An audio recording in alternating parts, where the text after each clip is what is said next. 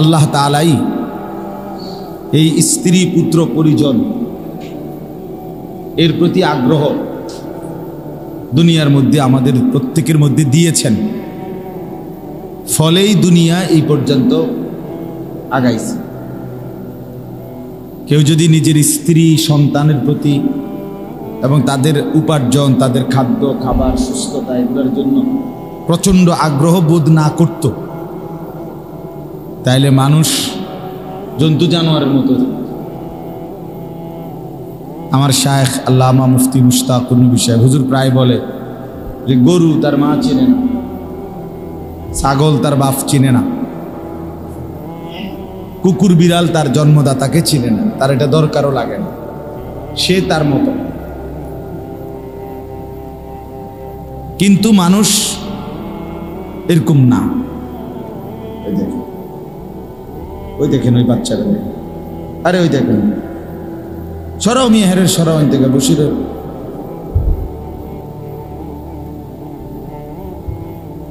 তাইলে এই জন্য কিন্তু মানুষের এই বন্ধনটা আল্লাহ তাআলারই দান। আল্লাহ তাআলাই এই আগ্রহ, শাহওয়াত মানে আগ্রহ এবং সুতীব্র আকাঙ্ক্ষা আল্লাহ দান করেছে। যেমন ধরেন কোরআন শরীফের আয়াত থেকে বুঝবেন, কোরআনুল কারীমের মধ্যে আছে যুয়্যিনা লিন-নাসি হুব্বুশ শাহওয়াত। আল্লাহ তাআলা বলেন যে আল্লাহই মানুষের জন্য সৌন্দর্যমণ্ডিত করে দিয়েছেন তার মনের আশা আকাঙ্ক্ষা ভালোবাসা কিছু জিনিসের প্রতি, এটা আল্লাহই করে দিয়েছেন। আল্লাহ বলছে কি কি? মিনান নিসা, এক নাম্বার তার স্ত্রীদের প্রতি, দুই নাম্বার ওয়াল বানিন সন্তানাদির প্রতি, তিন নম্বর ওয়াল কানাতিরিল মুকান্তারা মিনাল যাহাবি ওয়াল ফিদ্দা, রাশি রাশি স্বর্ণ রৌপ্য মানে টাকা পয়সা উপার্জন, এটার প্রতি। প্রতিটা মানুষই চায় রোজগার করতে, কামাই করতে, উপার্জন করতে। এই আগ্রহ আল্লাহ বলছেন আমি দিছি। স্ত্রীর প্রতি আগ্রহ আমি দিছি, আল্লাহই সাজিয়ে দিয়েছে। সন্তানাদির প্রতি আগ্রহ আল্লাহ তাআলাই সাজিয়ে দিয়েছে। চার নাম্বার ওয়াল খাইলিল মুসাওয়ামা, চিহ্নিত ঘোড়া, দামি ঘোড়া, সুন্দর ঘোড়া। আর এখনকার জামানা হলো দামি বাহন, সুন্দর বাহন, একটা ভালো গাড়ি, একটা ভালো সাওয়ারি, সবারই আগ্রহ। চলার পথে একটা আরামদায়ক ব্যবস্থাপনা সবাই চায়, কেমনে গেলে একটু আরামে যাওয়া যাবে, এইটার প্রতি এই যে আগ্রহ, এটা মানুষের ভিতরে আল্লাহ বলেন আমি দিয়েছি। ওয়াল আনআম, পাঁচ নাম্বার হলো চতুষ্পদ জন্তুর প্রতি আকাঙ্ক্ষা। এই যে গরু পালে, ছাগল পালে, হাঁস মুরগা পালে, ভেড়া বকরি পালে, এই যে এইভাবে মানুষ, এগুলোর প্রতি মানুষের প্রচন্ড আগ্রহ আছে। আল্লাহ তাআলা বলেন এটা আমি দিয়েছি। ছয় নাম্বার হলো ওয়াল হাজ, ফসলাদি, এই যে ক্ষেত ফসল, ফল মূল, এসব কিছু যত ফসল, এগুলো উপার্জন করা, এগুলো চাষাবাদ করা, আল্লাহ তাআলা বলেন এগুলোর প্রতি আকাঙ্ক্ষা আমি দিচ্ছি। তাহলে দেখেন এই ছয়টার মধ্যে দুনিয়ার যে মৌলিক বিষয়গুলো সবাই জানছে। দুনিয়াতে একটা মানুষের যে জিনিস নিয়ে আকাঙ্ক্ষা, স্ত্রী, সন্তান, জমানো টাকা পয়সা, ভালো সাওয়ারি গাড়ি, চলাফেরার বাহন, চতুষ্পদ জন্তু এবং ফল ফসল, এগুলোর প্রতি আল্লাহ তাআলা বলেন যুয়্যিনা লিন-নাস, আমি আল্লাহর পক্ষ থেকেই এগুলো মানুষের জন্য সাজিয়ে দেওয়া হয়েছে, এগুলোর প্রতি আকাঙ্ক্ষা। তাহলে দুনিয়া আল্লাহ তাআলাই সাজিয়েছেন এবং দুনিয়ার মধ্যে এই ব্যবস্থাপনাগুলো আল্লাহ তাআলাই সাজিয়েছেন। সূরা কাহাফের মধ্যে আছে ইন্না জাআলনা মা আলাল আরদি জিনাতাল, আল্লাহ তাআলা বলেন এই জমিনের যা কিছু আছে সব আমি বানিয়েছি জিনাতাল্লাহা, জমিনের সৌন্দর্য হিসাবে আমার বান্দার কাছে আকর্ষণীয় করে, সুন্দর করে, লোভনীয় করে আমি বানিয়েছি, আমি বানিয়েছি। তাইলে এখন দেখেন, উপার্জন, কামাই রোজগার, স্ত্রী সন্তানের জন্য প্রত্যেকটা মানুষের ভেতরেই এই মানসিকতা, এই ইচ্ছা আকাঙ্ক্ষা, এটা আল্লাহ তাআলার দান।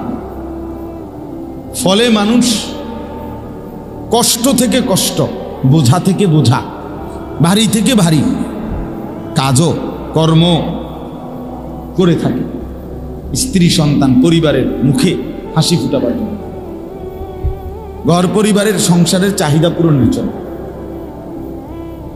বিশেষ করে দেখেন যারা প্রবাসী, এই উপার্জনের জন্য, শুধু উপার্জন, স্ত্রী সন্তান নিয়ে পরিবারের রোজগার, কামাই রোজগার, এদের উপার্জনের জন্য বছরের পর বছর হাজার হাজার মাইল দূরে, লক্ষ মাইল দূরে, পুরা দেশ, পরিবার, বংশ, সমাজ, ঘর সবার থেকে বিচ্ছিন্ন হইয়া মাসের পর মাস, বছরের পর বছর দিন কাটে। সৌদি আরবে আমি এইবারও এমনও ভাই দেখছি, জিদ্দা থাকে 28 বছর ধরে সৌদি আরব, 32 বছর ধরে সৌদি আরব। তাহলে এই বাচ্চারা যদি 14 বছর বয়সে কিংবা 16 বছর বয়সে গিয়ে থাকে, এরপরে যদি আজকে 32 বছর থাকে, তাহলে 32 আর 16 কত হইল? তা তার আর হায়াতের রইল কি? তার আর জীবন যৌবন আর রইল কি? বাকি আছে কি? সুখের আর জিরাইবার, অবসর নেবার টাইম করুন, শেষ তো এমনি এমনি হায়াত। 28 বছর বিদেশ, তার রইলটা কি?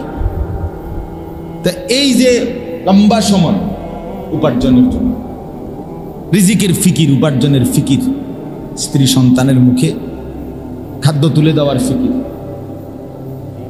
আচ্ছা, এরপরে দেখেন দেশে আমাদের জীবনের প্রত্যেকের 60 বছরের বুড়া মানুষ অথবা 18 বছরের যুবক মানুষ, সবার দিলের মধ্যে এই ঘর পরিবার, স্ত্রী সন্তানের উপার্জন, একটু আরামে থাকা চলা, তাদের জন্য একটা ঘর, তাদের জন্য একটু জমি, তাদের জন্য একটু টাকা পয়সা, তাদের একটু আরামের ব্যবস্থাপনার জন্য আমাদের প্রত্যেকের জিন্দিগি বেশি অংশ, বলা যায় মূল অংশই জিন্দিগি এর পিছনেই ব্যয় হয়েছে।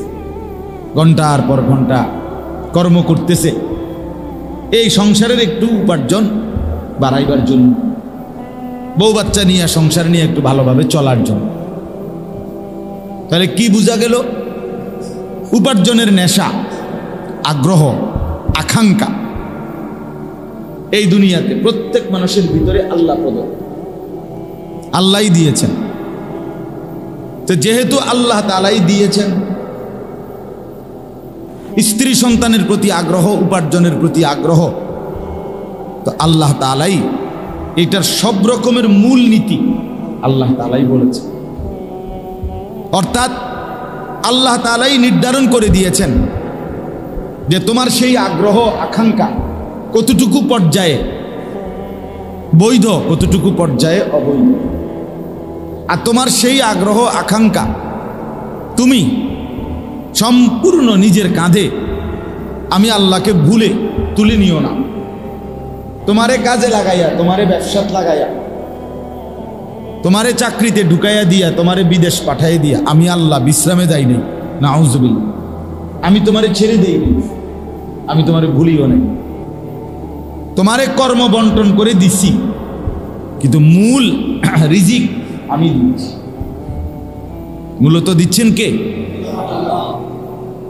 কোরআনুল কারীমের মধ্যে আছে, আল্লাহ তাআলা বলেন, ওয়ামা কুন্না আনিল খালকি গাফিলিন। আল্লাহ বলেন, শোনো, আমি আল্লাহ আমার সৃষ্টির থেকে মোটেই গাফিল নই। আমি আল্লাহ গাফিল নই আমার সৃষ্টির ব্যাপার। কয়জন বানাইলাম, কতজন আছে, কতক্ষণ আছে, কে নাই, কে আছে, আমি গাফিল না। এই কায়নাতের মধ্যে যত কিছু আছে সমস্ত কিছুর নিখুঁত হিসাব 24 ঘন্টা আল্লাহ তাআলার কাছে আছে। আছে কিনা বলে? কোরআনুল কারীমের মধ্যে আল্লাহ তাআলা বলেন লাকাদ আহসাহুম ওয়া আদ্দাহুম আদ্দা।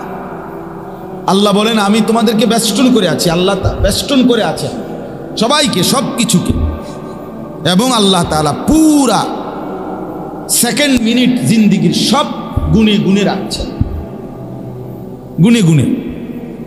তাহলে আল্লাহর নজরে, আল্লাহর হিসাবে আড়ালে আমরা কেউ নই, আল্লাহর সীমারেখার বাহিরে আমরা নই।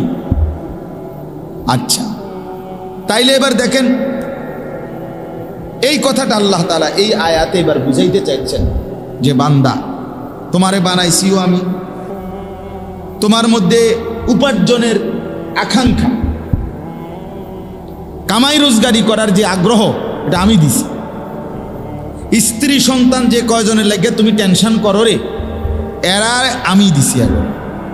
তাহলে যেহেতু সবটা বিষয় আমার দাও, যেই জমিনের উপরে তুমি উপার্জন করবা সেটা আমার, যেই আসমানের নিচে তুমি উপার্জন করবা সেটা আমার, যেই সূর্যের আলোতে তুমি কামাই করবা সেটা আমার, যেই দিনের আলোতে তুমি উপার্জন করবা সেটা আমার।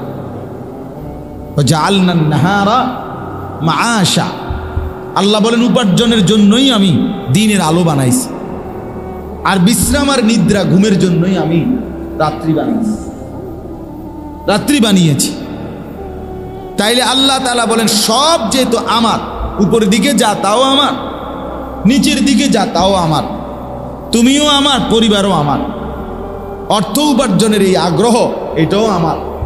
তো সব যেহেতু আমার, তাহলে আমার নির্দেশনাটা, আমার ফয়সালাটা, আমার কথাটা তোমার দিলে লাগে না কেন, অন্তরে বসে না কেন? আমার কথাটাকে তুমি বারবার প্রত্যাখ্যান করো। কথা বুঝেন নাই?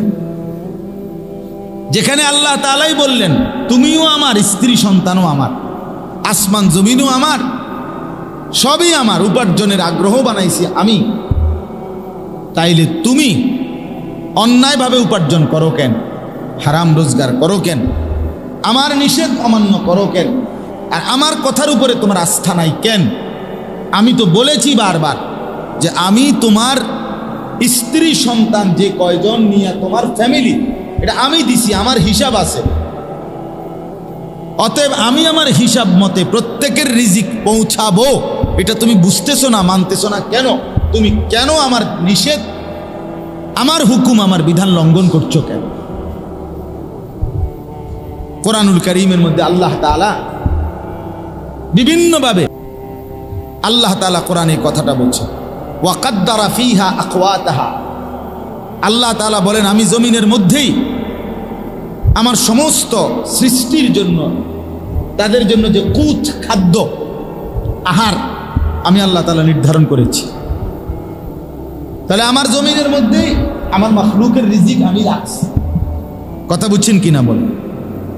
আল্লাহ তাআলা কোরআনে বলেন ইন্না কুল্লা শাইইন খালাকনাহু বিকাদার, নিশ্চয়ই আমি আল্লাহ সব কিছু সৃষ্টি করেছি পরিমাণ মতো। ঘাটতির কোনো সুযোগ নেই, ঘাটতির কোনো কি নাই সুযোগ। ওই এই কোনার ছেলেগুলো বেশি যন্ত্রণা করতেছে নাসির ভাই, মানে দুই একজন ফাজিল আছে, এই দুই একটা ফাজিলের কারণে বাকিরা কষ্ট পাইতেছে।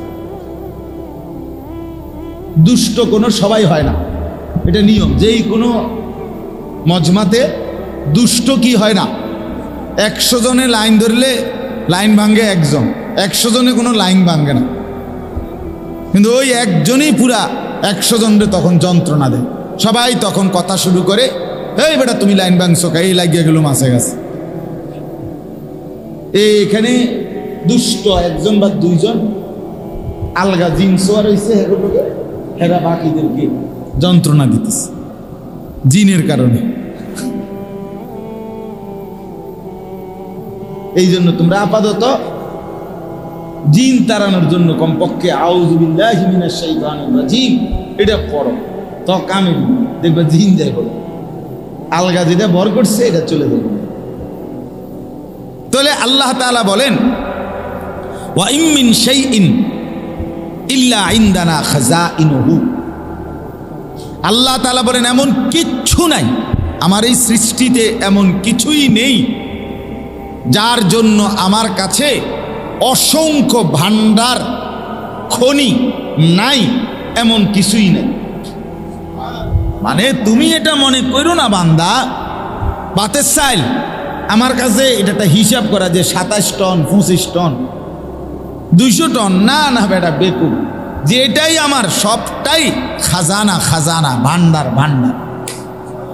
ওয়া ইম মিন শাইইন ইল্লা ইনদানা খাযাইনুহু, আমার কাছে ভান্ডার আছে বেটা। লিল্লাহি খাযাইনুস সামাওয়াতি ওয়াল আরদ, আল্লাহ বলেন আসমান এবং জমিনের সমস্ত ভান্ডার আল্লাহর নিকট। কার নিকট? লাহু মাকালিদুস সামাওয়াতি ওয়াল আরদ, আল্লাহ বলেন আসমান এবং জমিনের সমস্ত কিছুর চাবি আমার হাতে। কার হাতে? ওয়া ইনদাহু মাফাতিহুল গায়ব লা ইয়ালামুহু ইল্লা হু, না লা ইয়ালামুহা ইল্লা হু, আল্লাহ তাআলা বলেন সমস্ত অদৃশ্য বিষয়ের চাবিকাঠি আল্লাহরই হাতে। লা ইয়ালামুহা ইল্লা হুয়া, তিনি ছাড়া আর কেউ তা জানে না কোনটা কোথায় কদ্দুর। আল্লাহ তাআলা কোরআনুল কারীমের মধ্যে বলেন ওয়ামা তাদরি নাফসুম মাযা তাকসিবু গাদান, কেউ জানে না আগামী মিনিট, আগামী ঘন্টা, আগামী দিন, আগামীর সময়ে সে কি উপার্জন করবে এটা আমি জানি। জানে কিনা বলেন? আল্লাহ তাআলা বলেন ইয়ালামু মা বাইনা আইদিহিম ওয়া মা খালফাহুম, পিছনের যা তাও আমি জানি, সামনের যা তাও আমি জানি, তাও আমি জানি। তাইলে আসমান ও জমিনের সমস্ত কায়নাতের ভান্ডার আল্লাহ, আল্লাহর। আল্লাহ তাআলা বলেন আমার কাছে সব কিছু আছে, পর্যাপ্ত পরিমাণ, হিউজ পরিমাণ, বিপুল পরিমাণ, কোনোভাবেই আমার কাছে কোনো ঘাটতি বলতে, কমতি বলতে, কোনো সিজন, কোনো মৌসুম, কোনো অবস্থা, কোনো হালাতেই আমি আল্লাহর কাছে কমতি ঘাটতির বলতে কিছু হইতে। হ্যাঁ, আল্লাহ এরপরে বলেন ওমা নুনাজ্জিলুহু ইল্লা বিকাদারিম মা'লুম, তবে আমি আল্লাহ তাআলা সব কিছু নাজিল করি পরিমাণ মতো, নির্ধারিত একটি পরিমাণ অনুসারে। এটা আমার বন্টন, এটা আমি আল্লাহ তাআলার ফয়সালা, এটা আমার তাকদীর। আমি সব কিছু সেটিং করে ধারাবাহিকভাবে পরিমাণ মতো নির্ধারিত সেভাবে নাজিল করি। আপনি মনে করেন আপনার আজকে আগামী 10 বছরের যা পেঁয়াজ লাগবে এটি আপনার খেতে হয়ে গেছে মনে করেন, তো এটি থুইবেন কোন? কথা বোঝেন নাই? আপনি পেঁয়াজ তো হয়ে গেছে মাশাআল্লাহ, আর এটি রাখবেন কোন? 10 বছরের পেঁয়াজ এটি পচা যেত না? তো তাহলে এই বছরে যদি সব পেঁয়াজ উঠে হয়ে যায়, আগামী 30 বছরের পেঁয়াজ, তাহলে এটি থাকবো কই? কথা বুঝছেন? আগামী 30 বছরের চাউল যদি সব ধান হয়ে যায় এবার, তো এতগুলো গোডাউন পাইবেন কই? আপনি রাখবেন কই?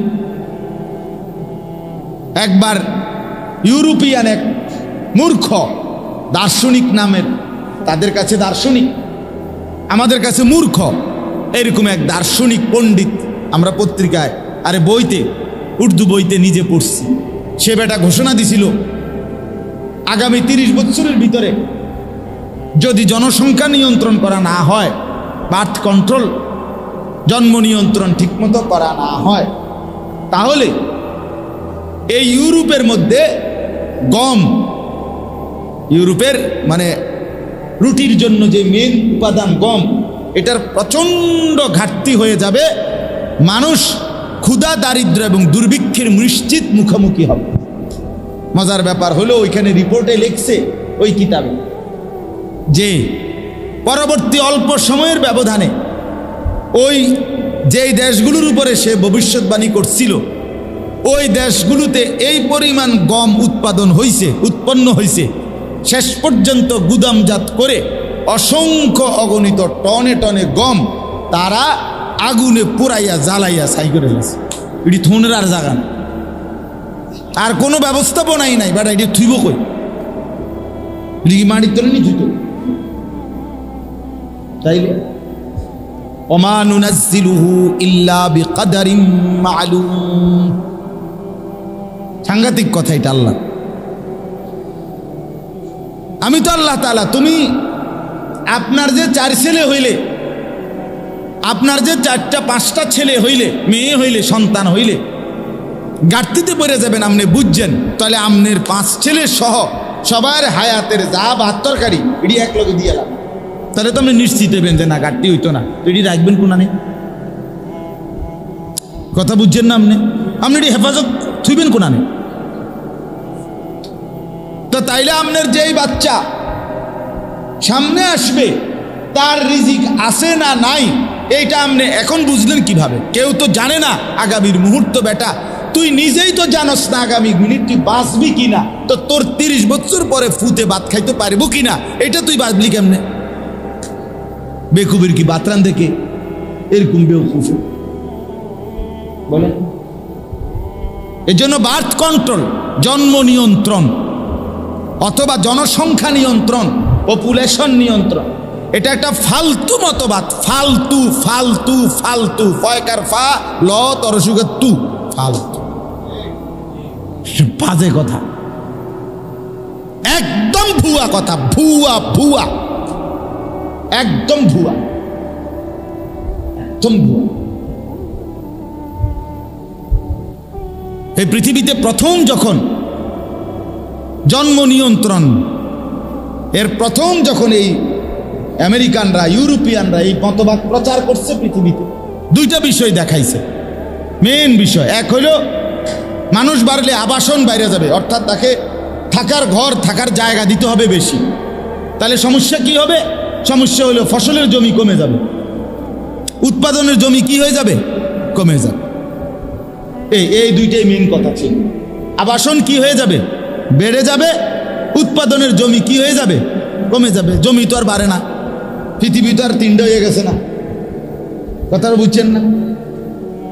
তাইলে আপনার, অথচ আজকে এত বছরের ভিতরেও ওই মূর্খরা, ওই বেঈমানরা এই মিথ্যা ভ্রান্তিকর মতবাদ দিয়া কবরে চলে গেছে, জাহান্নামে চলে গেছে। মুশরিকরা যারা এগুলো মতবাদ দিছিল, কিন্তু আজকে পর্যন্ত পৃথিবীতে কোথাও মানুষ, এখনকার অবস্থা হইল মানুষ এক ভবনেই 1 গ্রামের মানুষ আঁটে। কথা বুঝছেন কি না? 10 তলা এক বিল্ডিংয়েই 500 মানুষ, 1000 মানুষ কি করতে পারে? আরামসে থাকতে।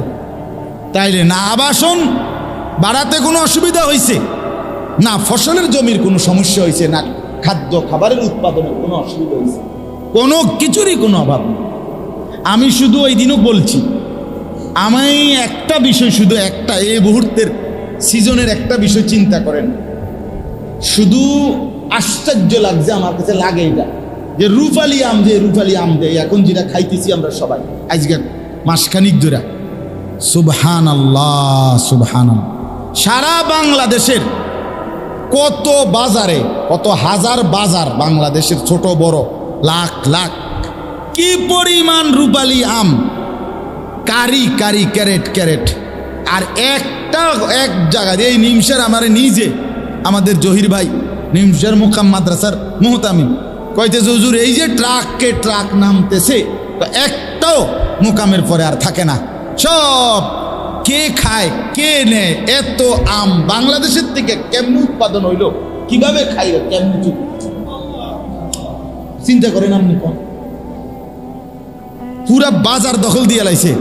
কোনো আম এখন আর অন্য কোনো নামের আমের নামও কই থাকতো না মানুষ। আম কি তার রূপালী? আম রূপালী মানে এই রূপালী আর এইটাই আম, আবার এটাই মজা। সুবহানাল্লাহ সুবহানাল্লাহ। ওই বেঈমান যদি দেখতো এই জন্ম নিয়ন্ত্রণ, মানুষ বাড়লে সমস্যা হইবে, তারে যদি নিমসের বাজার কদ্দুর বইয়ান যাইতো, তে বুঝলো হইলে যে তুই শুধু আমের ক্যারেটটি গণবি। এরপরে তোর তরকারির ক্যারেট না মামু পরে তোর মাথা দিয়া, তুই আগে শুধু আমের ঠিক এরপরে না রয়েছে তরকারি। কি সমস্যা হয়েছে বলেন? তা আল্লাহ তাআলা বলেন, আমি আল্লাহ তাআলার কাছে আমার ওয়া ইম মিন শাইইন ইল্লা ইনদানা খাযাইনুহু, আমার জমিন, আমার হিসাব, আমার পরিকল্পনা আমি রব্বুল আলামিন অপরিকল্পিতভাবে কিছুই করি নাই। আর আমি আমার সৃষ্টির ব্যাপারে আমি গাফেল নই।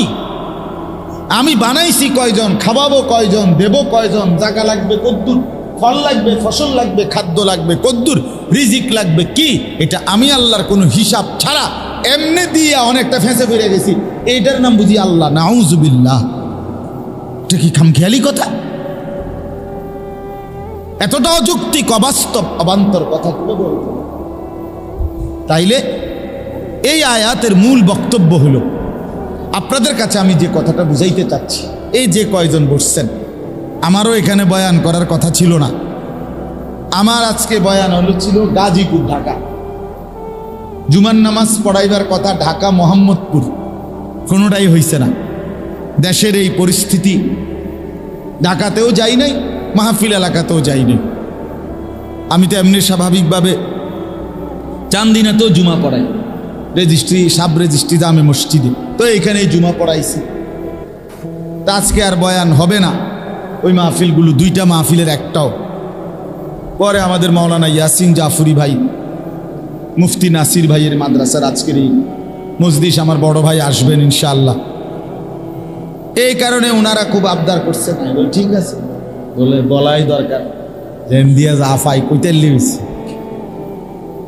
মালিকের কথা বলতে থাকা, কবি ইধার কবি উধার, কখনো এদিকে কখনো সেদিকে, কখনো একজন কখনো হাজার জন, কখনো ছোট জায়গা কখনো বড় জায়গা, কখনো রাত কখনো দিন, কখনো আলো কখনো অন্ধকার, কবি জমি পর কবি আরশ, কবি দর বদর, কখনো নিচে কখনো উপরে, কখনো দুয়ারে দুয়ারে, মুঝে কোই ঘর নেই। দাঈর কোনো ঘর হয় না। আল্লাহর পথে যে ডাকে তার এত কিছুর কোনো হিসাব লাগে না, বলতেই থাকে, আল্লাহর জন্যই বলতে থাকে। আল্লাহ আমাদেরকে কবুল করে নেন। তো এবার চলেন এই আয়াতের কথা। তাহলে এই যে এতক্ষণের কথার দ্বারা এটা বুঝাইলাম, আল্লাহ তাআলা বলেন জমিনও আমার, আসমানও আমার, মানুষও আমার, পরিবারও আমার, আয় উপার্জনের সব ব্যবস্থাপনাও আমার। অতএব বান্দা, আমি রব্বুল আলামিন আমার সৃষ্টি থেকে গাফিল নই। আমি সকলের সব কিছু বিকাদারিম মালুম, সুনির্দিষ্ট পরিমাণ আমি নির্ধারণ করেছি। ওয়াকাদ্দারা ফিহা আকওয়াতাহা, আমি এই জমিনের মধ্যে প্রত্যেকের জন্য রিজিক, খাদ্য, খাবার কাদ্দারা, তাকদীরের মতো নির্ধারণ করে রেখেছি, সব ফয়সালা করে রাখছি। অতএব এই নিখুঁত হিসাব, আল্লাহর নিখুঁত ফয়সালা থাকার পরেও আমি আপনি আল্লাহর হুকুমের লঙ্ঘন করে হারাম এবং অবৈধ উপার্জন কিংবা সন্তান পরিজনকে আল্লাহ থেকে বিমুখ করা, আল্লাহ থেকে সরিয়ে ফেলা, আখিরাত ভুলাইয়া দেওয়া, এটা করব কেন? কেন করব?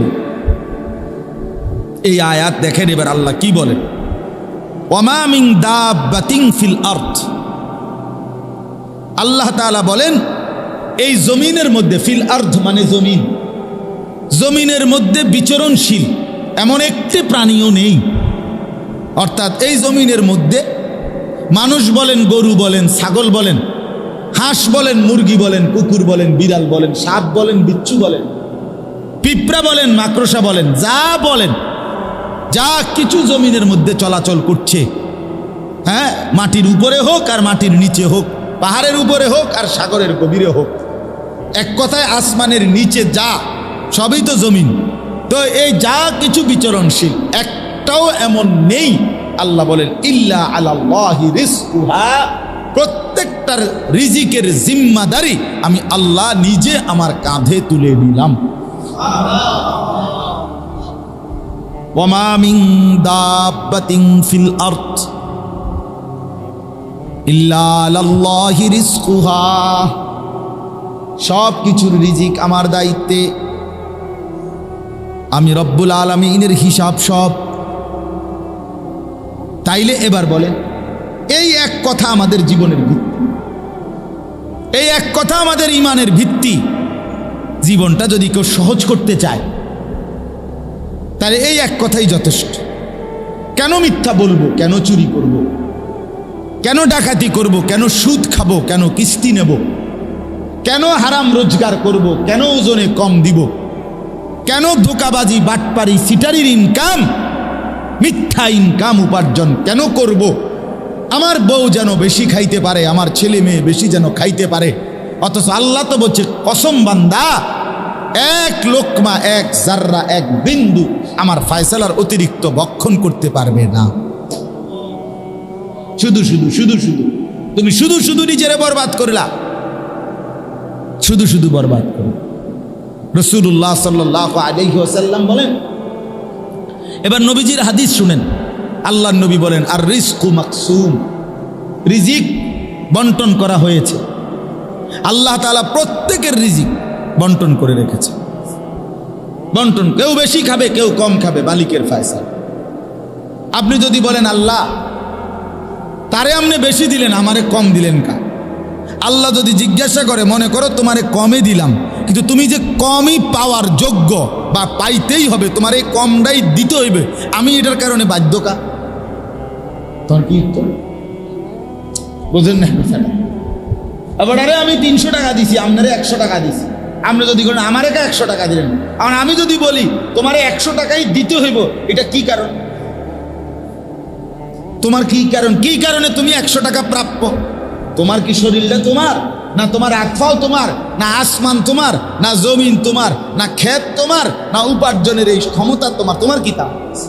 তো তাইলে তোমার 100 টাকা দিলেই কি, 200 টাকা দিলেই কি, 20 টাকা দিলেই কি, তুমি আলাপ করার কি?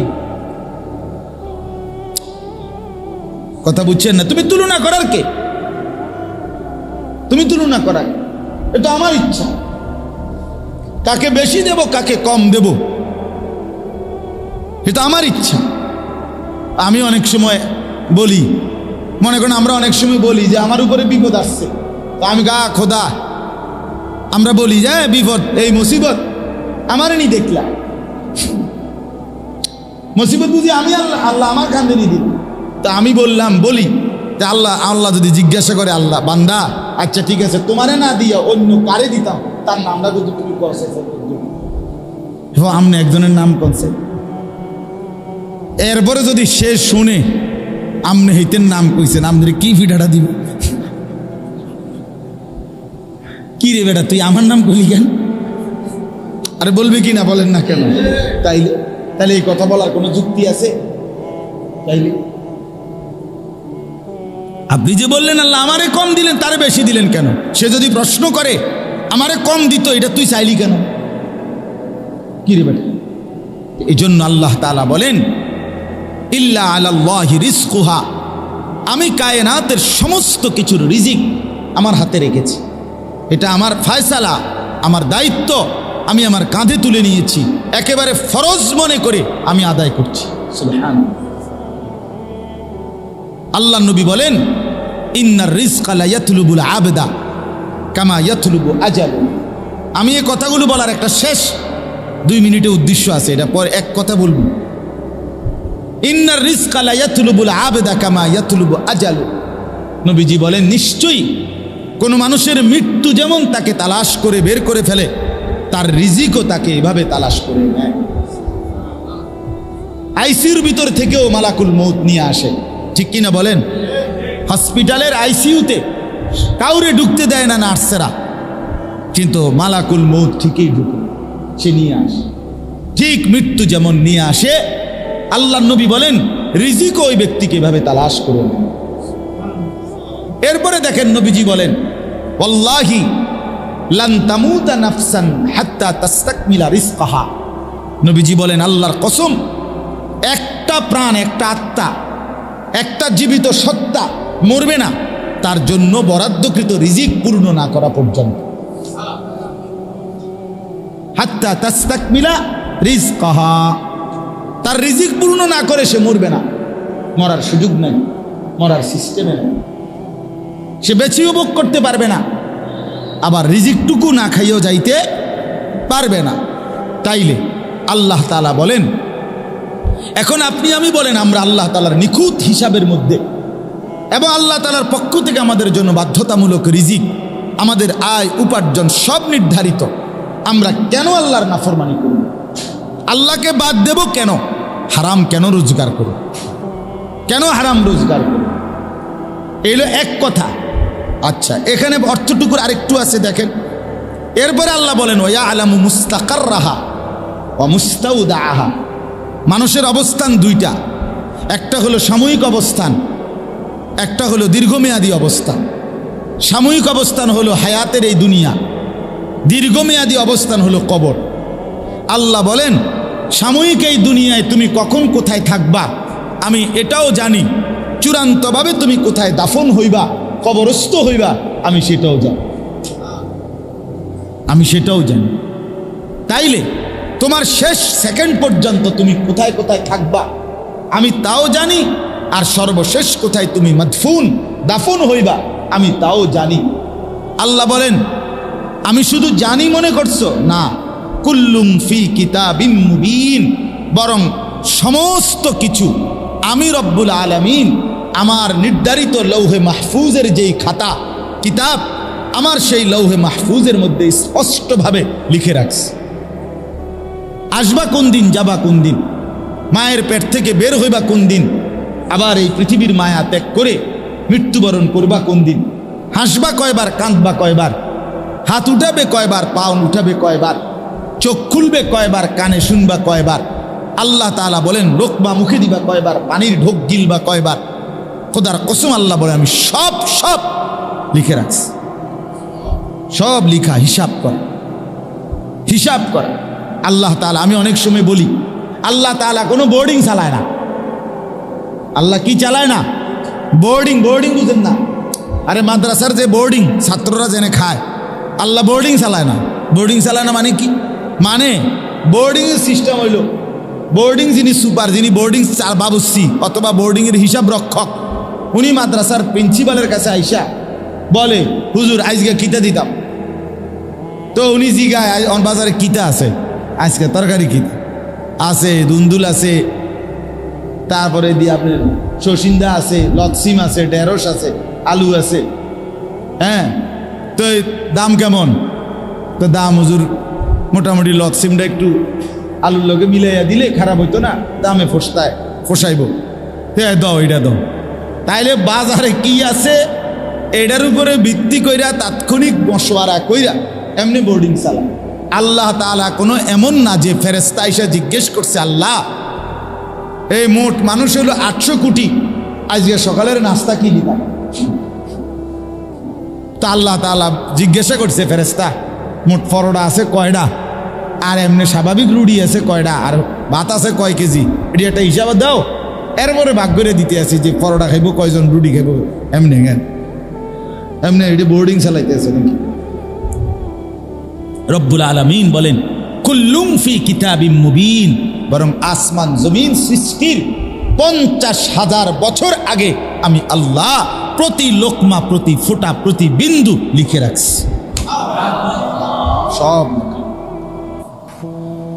ওয়ামা মিন দাব্বাতিন ফিল আরদি ইল্লা আলাল্লাহি রিজকুহা ওয়া ইয়ালামু মুস্তাকাররাহা ওয়া মুস্তাওদাআহা কুল্লুম ফি কিতাবিম মুবিন।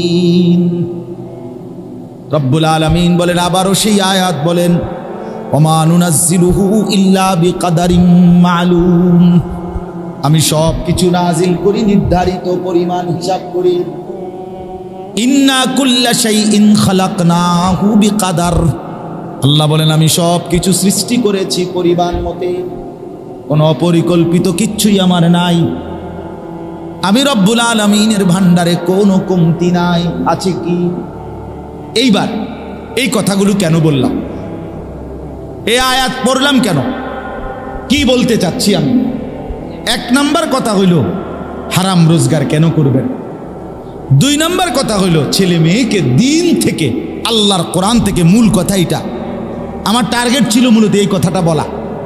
সন্তানকে, ছেলে মেয়েকে আল্লাহর কোরআন, রসুলের সুন্নাহ, দিন শিক্ষা থেকে কেন বঞ্চিত করবে?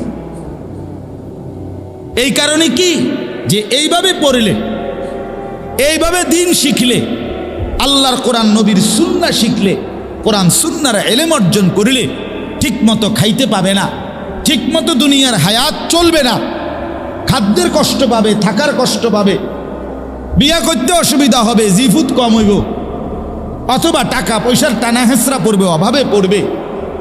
এটাই ছিল বিষয়।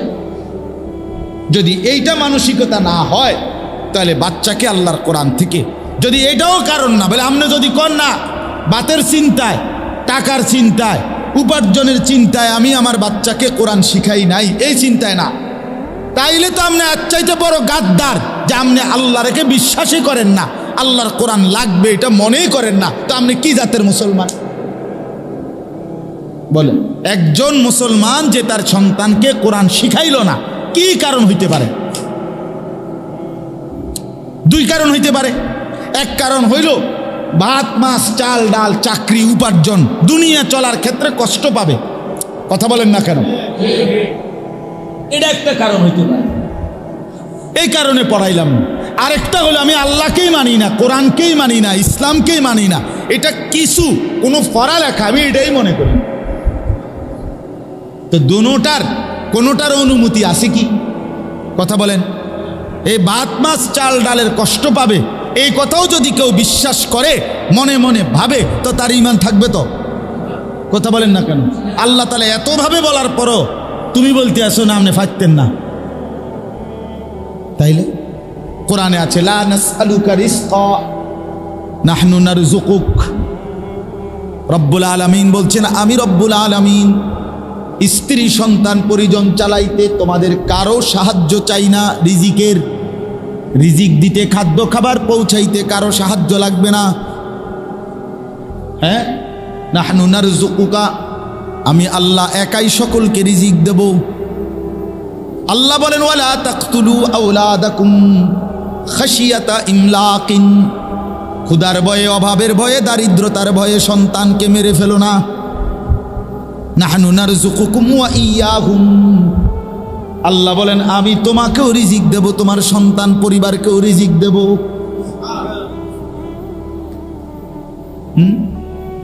তোমার দাদা মরছে আর তো তোমারে আমি রিজিক দিছি, তোমার বাপ মৃত্যুর পরেও তো আমি আল্লাহ তোমাকে কামাই রোজগারের ক্ষমতা দিয়েছি।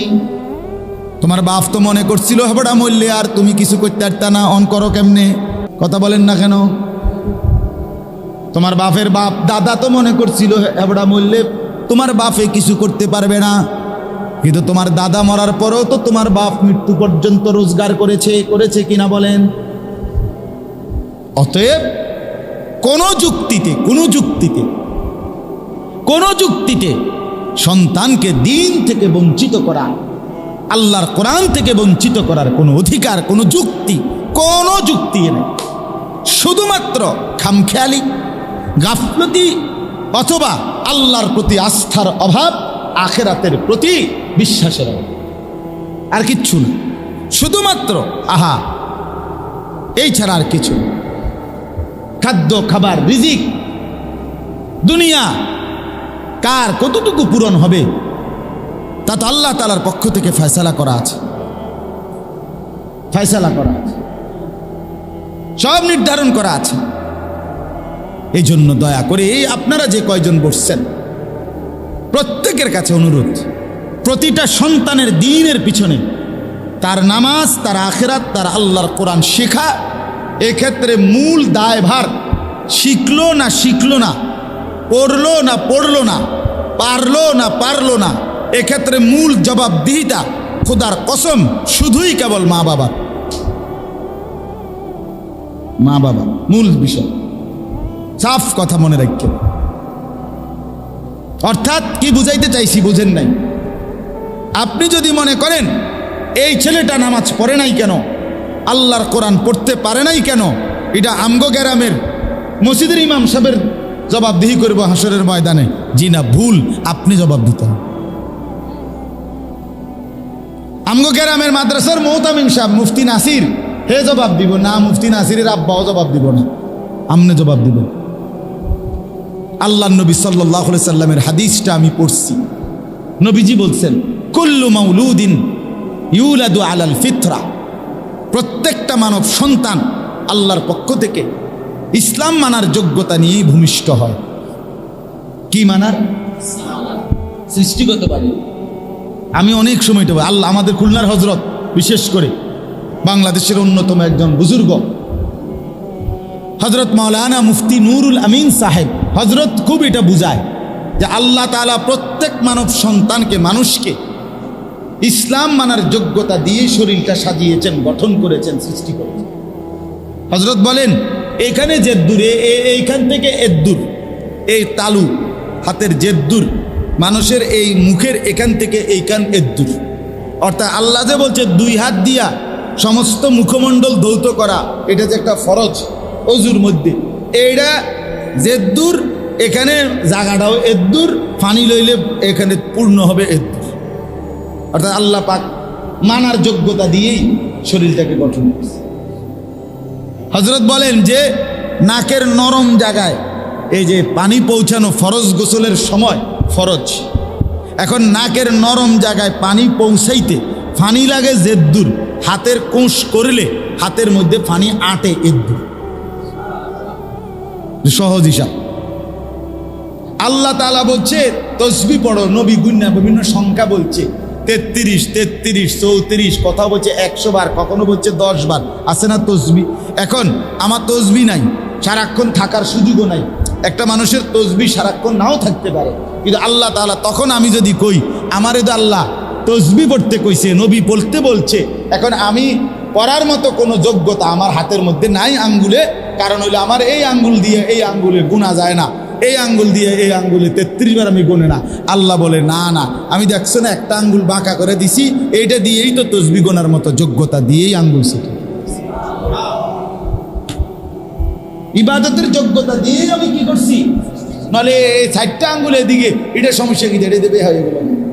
আল্লাহ করে না, বেহা হয়েছে না, কামই করছে, এটা অনর্থক নয়, এটা অনর্থক। হ্যাঁ, হিসাব করা।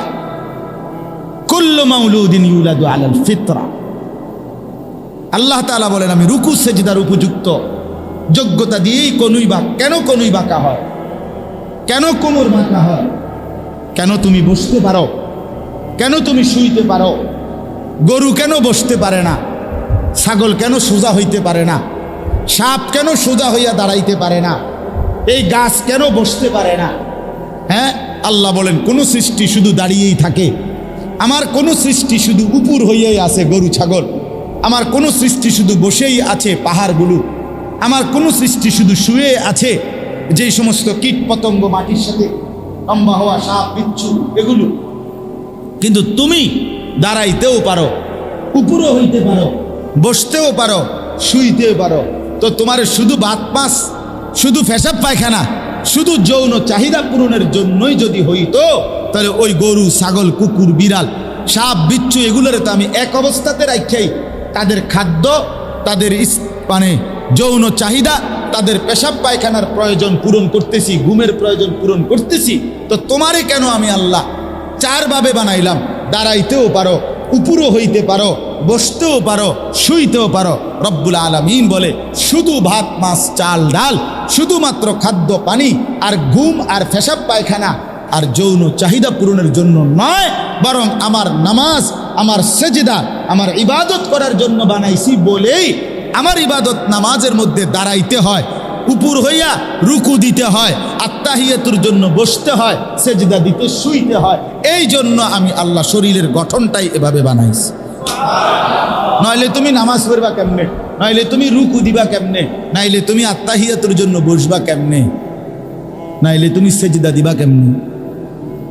হ্যাঁ, এই জন্য যেই সমস্ত অপদার্থ নামাজ পড়ে না, এগুলো মানুষও না, প্লাস্টিকও না। হ্যাঁ হ্যাঁ, আমি তো সবসময় বলি এগুলো যেগুলো বেনামাজি, যেগুলো বছরের পর বছর ফজরের নামাজ পড়ে না, 5 ওয়াক্ত নামাজ পড়ে না, এগুলোকে আফ্রিকার জঙ্গলে কিংবা সুন্দরবনের জঙ্গলে ওই জন্তু জানোয়ারদের সাথে শিফট করলেই ভালো ছিল। ওরা ওদের সাথে থাকলে সবচেয়ে আরাম পাইতো, কারণ তাদের সমগোত্রীয় জাতি তারা পাইতো, তাদের মতোই প্রাণী তারা পাইতো। তারা তখন মজা পাইতো যে আমরা এমন এক জগতের সাথে আছি যেখানে কেউ সেজদা দেয় না, কেউ রুকু করে না, কেউ আজান দেয় না, এখানে কোনো নামাজ দেয়। তাইলে একটা সুন্দর লাগতো যে আমরাও জানোয়ার, লগে থাকিও জানোয়ার, কিন্তু এখানে তো মানুষ থাকে। আর আল্লাহ তাআলা মানুষকে তো বানাইছেন গোলামির জন্য, ইবাদতের জন্য। এই জন্য মানুষ সেজদা ছাড়া থাকে কেমনে? মুসলমান সেজদা ছাড়া থাকে কেমনে? হ্যাঁ বলেন মিয়া, এইখানে যে কয়জন আছেন, এ ছেলে পেলে তোমরা যে কয়জন আছো, তোমরাও মনে রাখো, জিন্দিগি মানে সদর বদন না, জিন্দিগি মানে মোবাইল না, জিন্দিগি মানে তামাশা। হ্যাঁ, আল্লাহ নবী সাল্লাল্লাহু আলাইহি সাল্লাম বলছেন, তো আমি যে উদ্দেশ্যে বলতেছিলাম,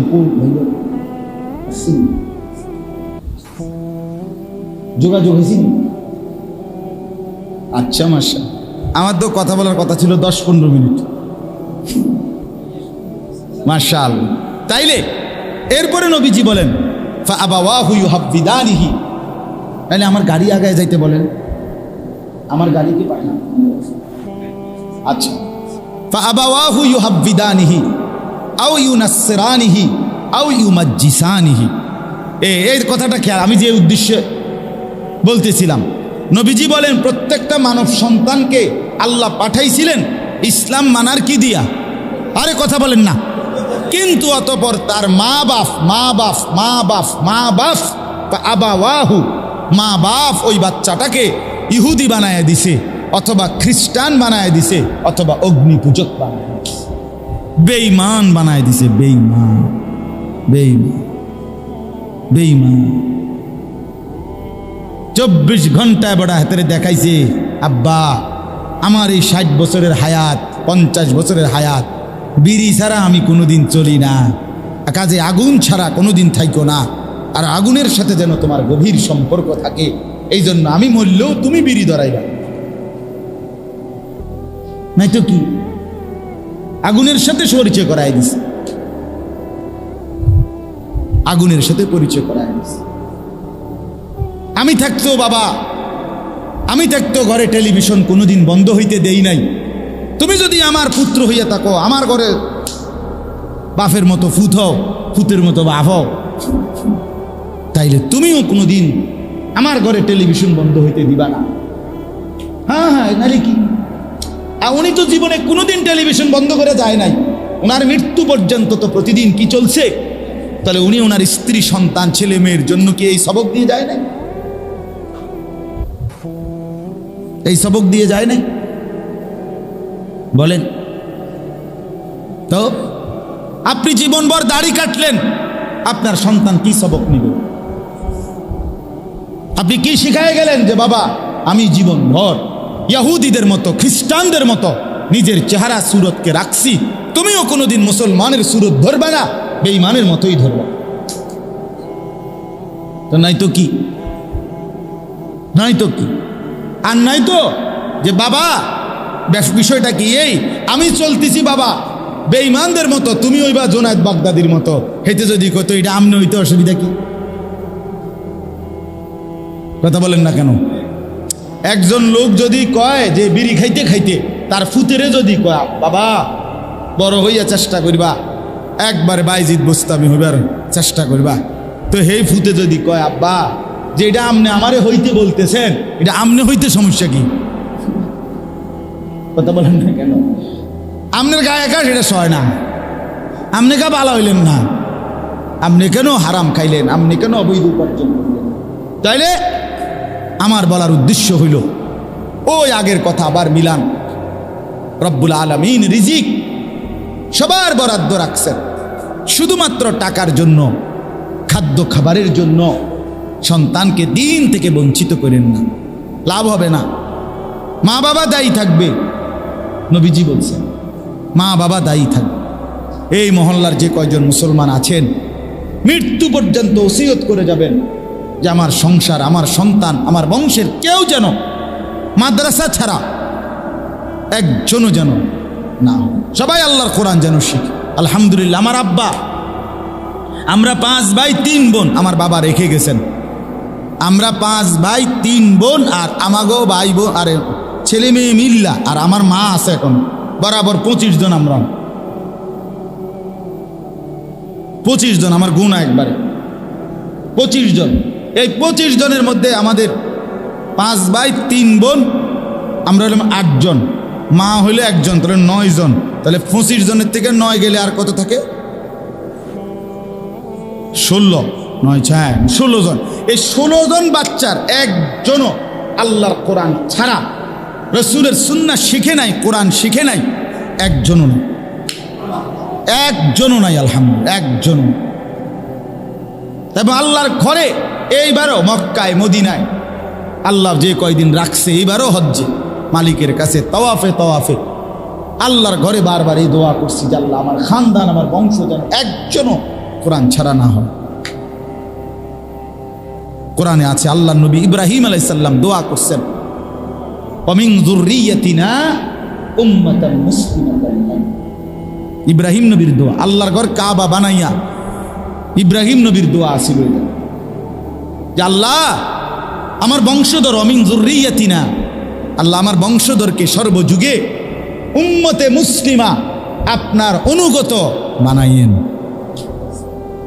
ওমিন যুররিয়াতিনা উম্মাতাম মুসলিমাতাল লাক ওয়া আরিনা মানাসিকানা।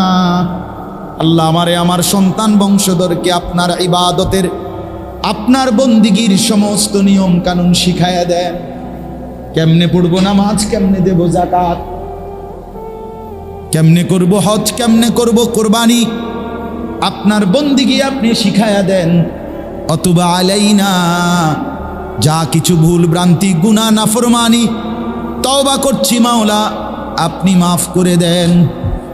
ইন্নাকা আনতাত তাওয়াবুর রহিম, আপনি তো সবচেয়ে বেশি তওবা কবুলকারী, আপনি দয়ালু মেহেরবান। আরো শোনেন, আরো শোনেন, আল্লাহর কোরআনে আল্লাহ বলেন ইব্রাহিম নবীর আরেকটা দোয়া।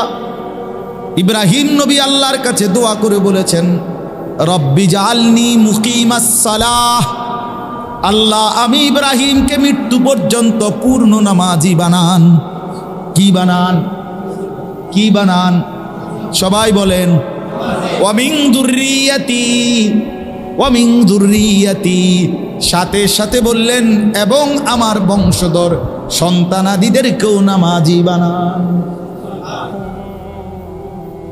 রব্বি জাআলনি মুকিমাস সালাতি ওয়া মিন যুররিয়াতি, আল্লাহ আমাকেও নামাজি বানান, আমার সন্তানদেরকেও নামাজি বানান। এরপরে মজার বিষয় হইল, ইব্রাহিম নবী এরপরে আরো দোয়া করছে, আরো অনেকগুলো দোয়া এরপরে আছে কোরআনে ইব্রাহিম নবীর দোয়া। কিন্তু এই কথাটা বলে যে আল্লাহ আমাকে নামাজি বানান, আমার সন্তানদেরকেও নামাজি বানান, এইটা বলে আবারও বলছেন রব্বানা ওয়া তাকাব্বাল দুআ, আল্লাহ বাকিগুলো দোয়া যা করব সেগুলো পরে শুনেন, পরে কবুল করেন, এটা কিন্তু এখনই কবুল করে নেন। আল্লাহ এখন এটা আগে হয়ে যাবে, এটা কবুল করছেন নি কোন আগে এটা ক্লিয়ার করেন, ফলটি করুন। বুঝলেন না? একসাথে 13 মিনিটের দোয়া যা কইছি, আল্লাহ ভাত মাছ চাল ডাল কাঁথা বালিশ সব দিয়ে এক লগে দিয়ে, না না, ইব্রাহিম নবীর কথা যে এইটা আগে আলাদা দোয়া, যে আল্লাহ আমাকেও নামাজি বানান, আমার সন্তানদেরকেও নামাজি বানান। রব্বানা ওয়া তাকাব্বাল দুআ, আল্লাহ এটা কিন্তু আলাদাভাবে এক্ষুনি গ্রহণ করে নেন। রব্বানা গফিরলি, এরপরে বলছেন আলাদা আবার নতুন দোয়া শুরু করছেন, আল্লাহ আমারে মাফ করে দেন। যদি বলেন ইব্রাহিম ছেলে মেয়ের কথা মনে রাখলেন, মা বাবার কথা মনে রাখলেন না বুঝি? ইব্রাহিম নবী বলে শোনো না, আমি তো কইতে আছি, রব্বানা গফিরলি ওয়ালি ওয়ালিদাইয়া, আল্লাহ আমারও মাফ করে দেন, আমার মা বাপকেও মাফ করে দেন। যদি বলি ইব্রাহিম নবী বাপ মার কথাও মনে রাখলেন, জিফুতের কথাও মনে রাখলেন, সমস্ত ইমানদার মানুষের কথা বুঝি ভুলে গেলেন? আল্লাহ বলেন না না, ইব্রাহিম নবী বলে না না, শোনো না আমি এরপরে কি বলি, ওয়ালিল মুমিনিনা ইয়াউমা ইয়াকুমুল হিসাব, আল্লাহ সমস্ত মুমিনদেরকেও মাফ করে দেন। আর কি বাকি, ইয়াউমা ইয়াকুমুল হিসাব, যেদিন হিসাবের দিন হবে সেদিন আমারও মাফ করেন, মা বাপকেও মাফ করেন, সমস্ত ইমানদার মুমিনদেরকেও মাফ করে দেন। হ্যাঁ, এই জন্য বাপ ফিকির চাই, ফিকির চাই, দিন শিখান সন্তানকে, দিন শিখান। এই ছোট ছোট মাদ্রাসাগুলো কষ্ট করে, বহুত কষ্ট করে চালায়, টানা হেসরা অভাব সব সময়, কিন্তু এরপরও আল্লাহর কোরআন নিয়ে, আল্লাহর দিন নিয়ে আঁকড়াই আছে, বহুত কষ্ট করে। আপনারা যদি সবাই আন্তরিক না হন তাইলে হবে কেমনে? আপনাদের একটা ছেলে, এইখানেও যে কয়জন ছেলে আছো ভাইয়া, আল্লাহর দিন শিখক, স্কুলে পড়ো, শুরু করে দিছো পড়ালেখা, কোনো সমস্যা নাই, আগে পিছে পড়ো। স্কুলে যাওয়ার আগে 1 ঘন্টা কোনো এক ফাঁকে 30টা মিনিট আল্লাহর কোরআনের জন্য সময় দাও। 6 বছর লাগুক, কোরআন শরীফ শুদ্ধ হয়ে যাবে। বিকালবেলা একটু সময় দাও, মুরব্বী যে কয়জন আছেন চা দোকানের থেকে কদ্দুর সময় মসজিদে দেন। বনবিড়ি আর চা বিস্কুটের এই ফালতু সময় থেকে বেহুদা সময় নষ্ট না করে আল্লাহর কোরআনের জন্য কিছুটা সময় দেন, বরকত হবে, হায়াতের দাম বাড়বে, আখিরাতে সুন্দর হবে, স্ত্রী সন্তান পরিজন দিন পাবে, প্রত্যেকেই তার বাবা মাকে অনুসরণ করে, আপনি না বললেও সে আপনাকে অনুসরণ করে, এটা বাস্তব। আমার ছোট ছেলে আপনার সাফওয়ান, আমার 2 ছেলে, ছোট ছেলে, সারাক্ষণ বাসায় নামাজের মুসল্লারে ভাঁজ করে, টুল আছে টুলের খাড় করায়, ওয়াজ কি ওয়াজ, কেউ বোঝে না হেতে কি কয়, আল্লাহ কইতে পারবে। আমার বড় মেয়ে, আমার বিবি অনেক সুপারি কইছে আমার হেতে কি কয়, হেতে কইতে, কিন্তু মাগার উড়ে এলায় সব। হ্যাঁ, সে তো তার বাবা, আমি সে তো দেখছে আমারে, দেখছে, তাহলে বোঝা গেল সন্তান তার বাবাকে কি করে, ফলো করে, ফলো। আমার বড় মেয়ে, আমার বিবি সব সময় হিজাব পরে, বোরকা পরে, হিজাব। আমি এ পর্যন্ত আলহামদুলিল্লাহ, আজকে আমার ছোট্ট মেয়ের বয়স 3 বছর, সেপ্টেম্বরে পূর্ণ হবে। এর মধ্যে কথা বলার পর থেকে যে কয়বার উমরায় গেছি, একবার হজে গেছি, একবার, মোটামুটি এর বুঝের কিছুটা বুঝের এই 3 বছরের ভিতরে বয়সের 2বারেই আমি আমার এই ছোট্ট মেয়েটাকে মোবাইলে যতবারই জিগাইছি মক্কা মদিনা থেকে, আব্বু তোমার জন্য কি আনতাম, এক কথাই বলছে হিজাব, হিজাব আব্বু, হিজাব, আমি হিজাব, হিজাব। এবং বাসার গেইটের কোনোভাবে এই পাশে আনা যাবে না হিজাব ছাড়া, বাইরে যাইতে হইলেই তার মাথাতে কি দিতে হবে, সে বুঝে, তার মা, তার বোন, সে তাদেরকে দেখে অনুসরণ করে। তাহলে প্রতিটা সন্তান মা বাবাকে কি করে বলেন, অনুসরণ, অনুসরণ করে। এজন্য মা বাবার জিম্মাদারি এটা, সন্তানকে দিন দেওয়া, সন্তানকে দিন দেওয়া। আল্লাহ তাআলা রিজিকের জন্য ঠকাবে না, খাদ্য খাবারের জন্য আল্লাহ ঠকাবে না, রিজিক বন্টন করে আল্লাহ এখানে বলছেন, আমি সকলের রিজিকের ফয়সালা আমি আল্লাহ আমার দায়িত্বে তুলে নিলাম, আমার কাঁধে তুলে নিলাম। এই জন্য আমরা প্রত্যেকে ইনশাআল্লাহ চিন্তা করেন, ফিকির করেন, আমরা প্রত্যেকের ইনসাফের সাথে আমাদের মধ্যে এই ভাবনা আমরা ভাবেন। দেখেন 2টা শব্দ এখানে গুরুত্বপূর্ণ। একটা শব্দ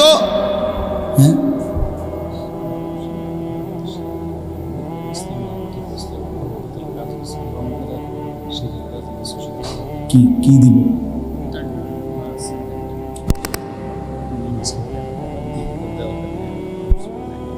কিচ্ছুই তো ভাইয়া কাছে আসছে।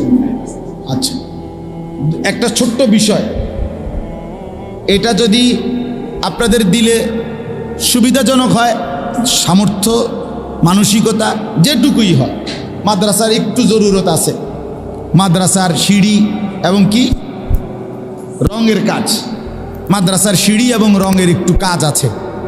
তাইলে এইটার জন্য আপনারা কেউ উঠাউঠি করেন না, আমার পরম শ্রদ্ধেয় বড় ভাই, ভাইয়া আমার উস্তাদও, ভাইয়া আমার ছোটবেলায় পড়ালেখা করাইছে আদর করে, প্রথম জীবনের প্রথম প্রাইমারি স্কুল পাশ করার পরে ভাইয়া কোলে করে আমারে মাদ্রাসায় দিয়ে আসছে। নোয়াখালী লক্ষ্মীপুর টুমচর মাদ্রাসা, বাসের সিটে বসায় নাই, ভাইয়ের কোলে বসাইছে। বসাইয়া মাদ্রাসায় ৪র্থ শ্রেণীতে ইয়াজদাহুম ভর্তি করাই দিয়ে আসছে। এরপর আবার ভাইয়ে ১.৫ মাস পরে গিয়ে আবার আনছে মাদ্রাসার থেকে। প্রথম ২-৩ বছর ভাইয়াই আমার সব জায়গায় নিয়ে যাইতো, আনতো। এবং আমার অনেক শ্রদ্ধেয়, আমাদের গোটা ফ্যামিলির, আমার যেহেতু আব্বা ২০১৫ সালে ইন্তেকাল করছেন, এরপরে বড় ভাই আমাদের মুরব্বী অভিভাবক। ভাইয়া ইনশাআল্লাহ কথা বলবেন সংক্ষিপ্ত। কয়েকজন ছাত্রকে কি দিবে, সবক না দিবে না পাগড়ি? সবক দিবে।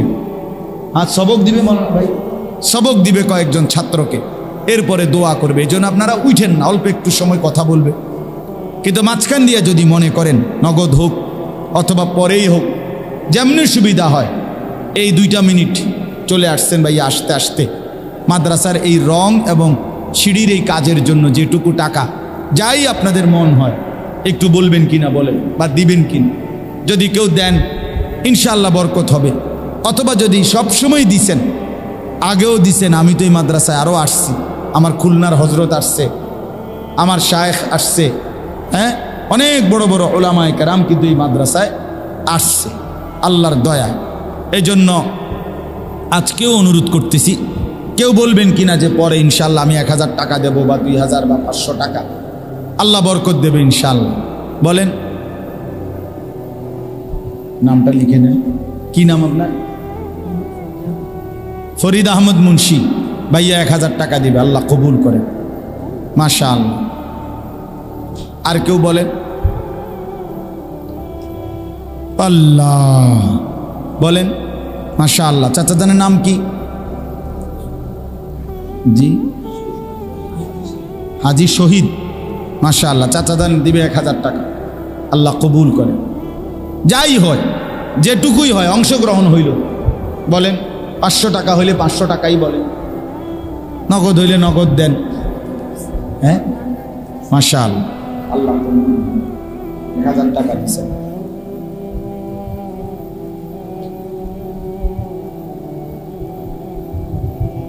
দেন, বলেন ইনশাআল্লাহ।